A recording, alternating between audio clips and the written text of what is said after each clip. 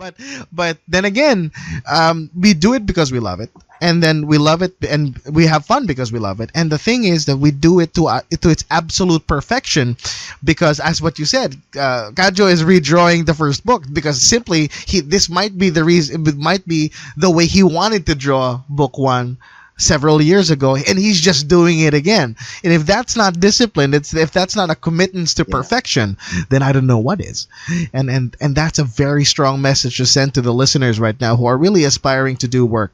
It's not about showing people that you're doing a good job. And I think it's not for them to like what you're doing. It's sharing what good is there.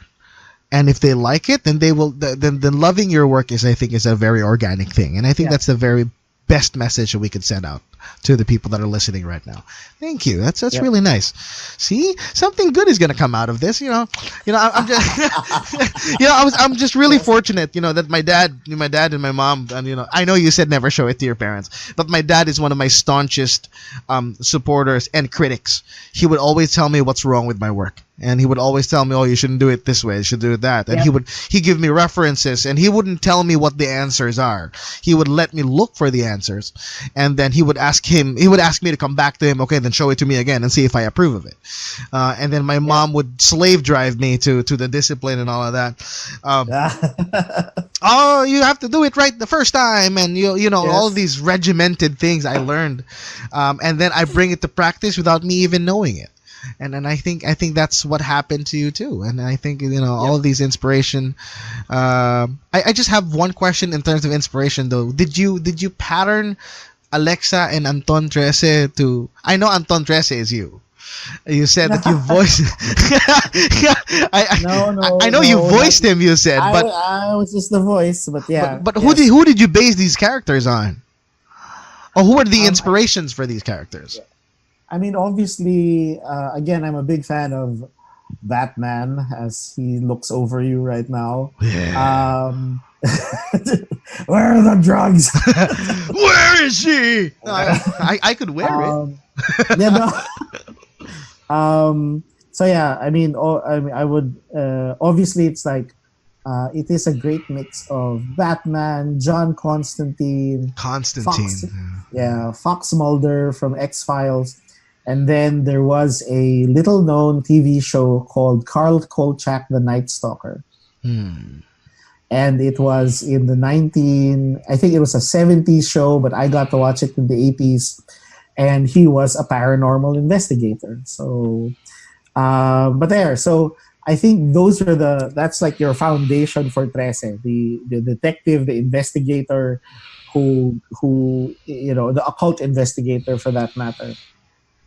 And then I think it was also largely influenced because during that time, I was reading a lot of Warren Ellis. And now that I reflect on it, Warren Ellis's main characters for most of his books were very strong female characters. So you had Jenny Sparks leading the Authority. You had Miranda Zero leading Global Frequency. What's his third book? And then he had another book where I think he had strong female characters. But again, it was again when I wrote the first two drafts of Trese, it was me trying to put the Anton Trese radio character into a comic book. So I actually have two drafts of Trese where he was Anton Trese.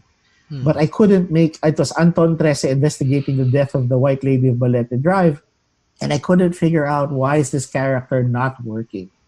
And it was only when I tried it a third draft to send it to Kajo, what haven't we done? And what if we flip the situation? We've seen so many tough guys, try and be the detective, be the hero. What we haven't seen on an occult investigator standpoint is a strong female character. Right. So I told Kajo, what if Trese was a girl? And he said, "Oh, that's even better." And he quickly sent me a sketch. Like an hour later, he emailed me a sketch of what Trese might look like as a girl. So there, I think that's what came in. Those are the big influences as far as Trese is concerned. So same with Anton. I think it's a little mix of all of those characters. But at the same time, I'm trying to make him. It's been a bit of a. I hope I've done a good job to make them different enough from all of my other influences. I mean, obviously, Trese has a Captain Guerrero, and that's your Commissioner Gordon. I mean, there are all those tropes that I've been stealing from my influences, right? So I can't deny that. But I'm hoping that I've been able to make them distinct enough in some small way to make them, more unique. Even though obviously I am paying tribute, homage, ripping off a lot of my favorite characters. No. It was a lot of people actually didn't see, and this is from a reader's perspective, from a fan perspective, not actually from a fan. So this is just from a reader's perspective. They didn't see Trese coming out, and it was like, this is such a novel idea for them. When we first got together reading Trese, and I was showing everybody this kind of work, like, oh, this is pretty interesting, and they all thought this was an adaptation of some other book or some other thing. So they had no idea that this was from inspired from any other thing apart from the ones that you mentioned, and they didn't really mention it. They really didn't see it. But this is a good thing. And but it's also nice that you mentioned that you are inspired by these things, because again, we were talking about this in the last episode. That is, there's no harm in getting inspired by other things. And with what you're doing right now, you're actually doing the same thing. You're inspiring these guys to write, and you're inspiring me to write stuff and do the stuff that I do. So let's take it home. What's next for Budjette Tan? What's next? What's coming up? I know Trese is coming up, and I'm gonna make sure my Netflix subscription is up to date when that comes out. And I know I'm gonna be begging my wife for more money to buy more books. I guess book 7 is coming out. But yeah, well, what's coming up? What's next? Yeah, I think book 7 is right now our main focus. We want to get back on track. We've been away for 4 years, funnily enough. But I guess I felt, aside from the fact that I had to move to a different country, learn how to become a father. Yes. It's what do you call this? We were releasing for a time. Me and Kajo were working with Bob Ong to release the Filipino version of Trese. Oh, that's so nice. So in the past, we have released 3 issues so far, and just to make it different for the readers, for that matter, Kajo colored these issues. So past 4 years, we've been able to release 3 issues of Trese in full color, translated into Filipino by Bob Ong, and that was our hopes to get new readers on board.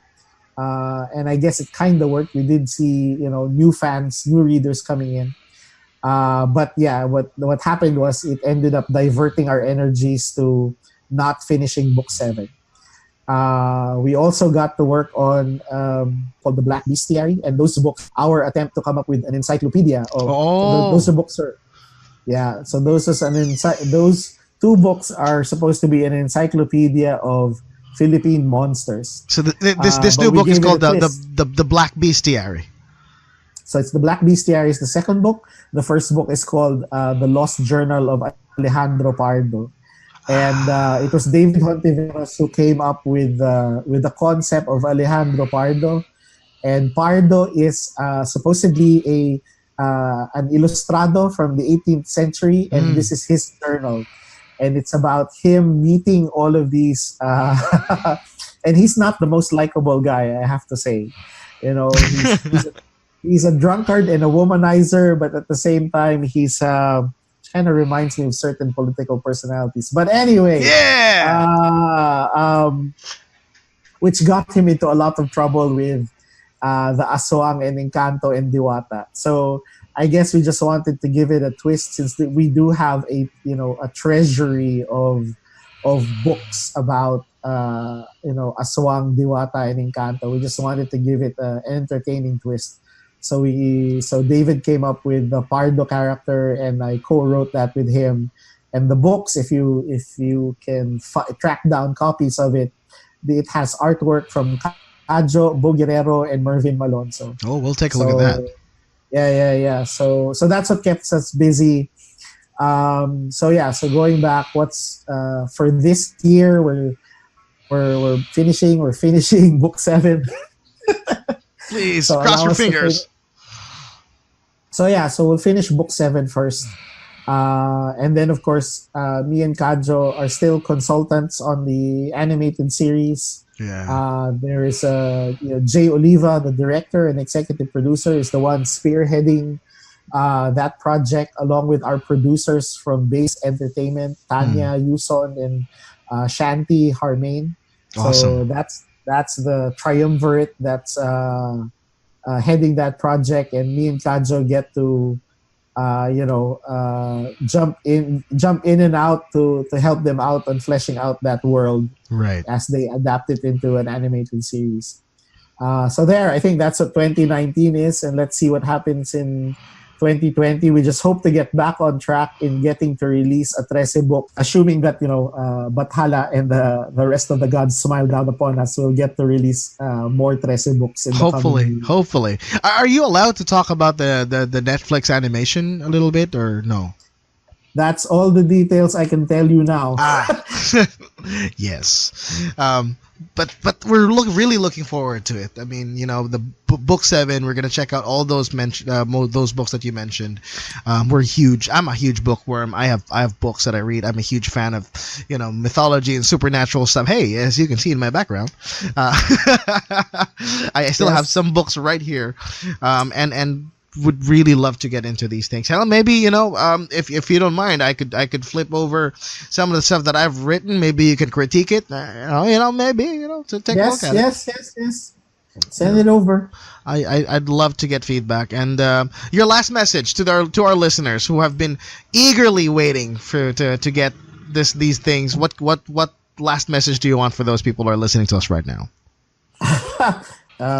So thanks again to all of our old readers who have been with us for 13 plus years. To all of the new readers who just joined us, whether it was because of the Netflix announcement or because of a friend made you read it. So thank you to all of our new readers.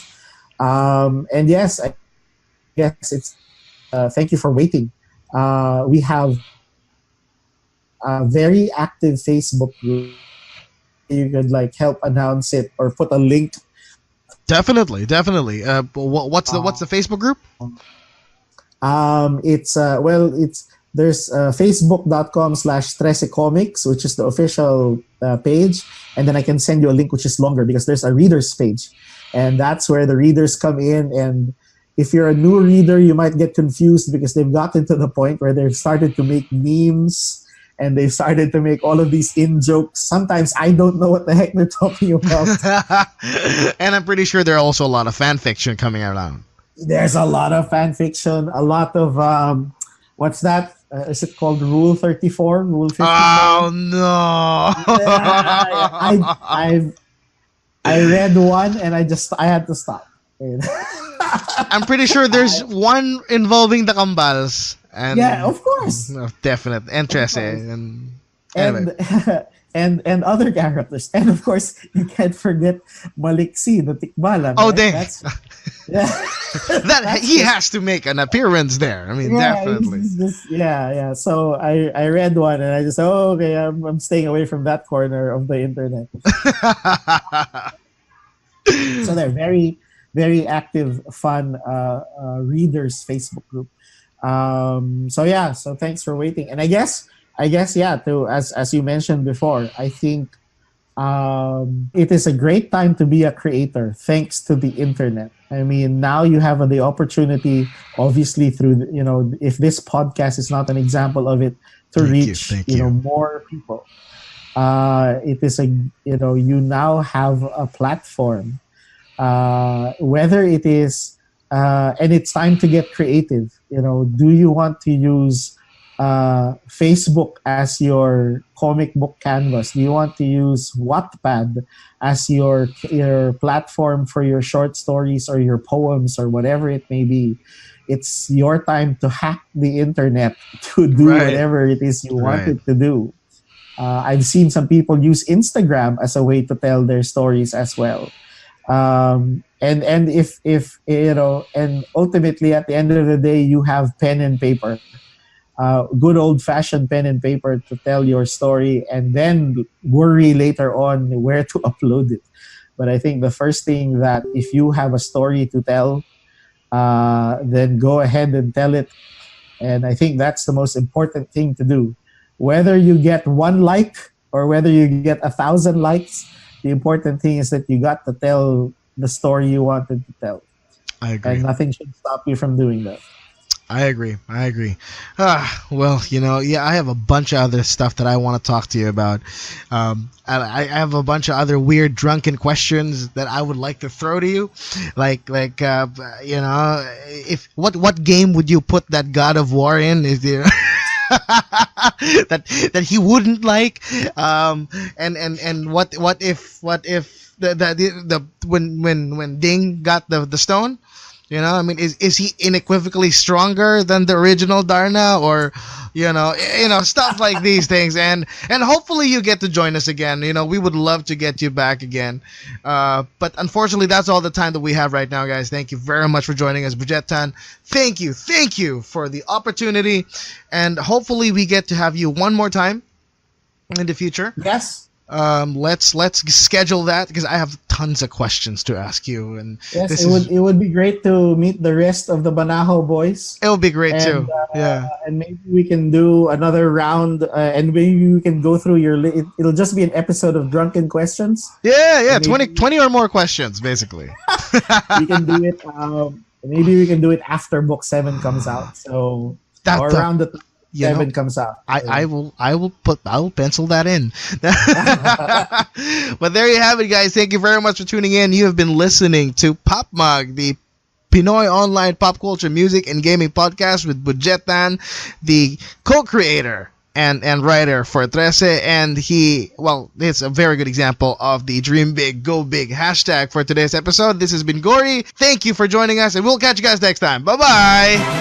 Bye. Bye-bye. In 3, 2, 1.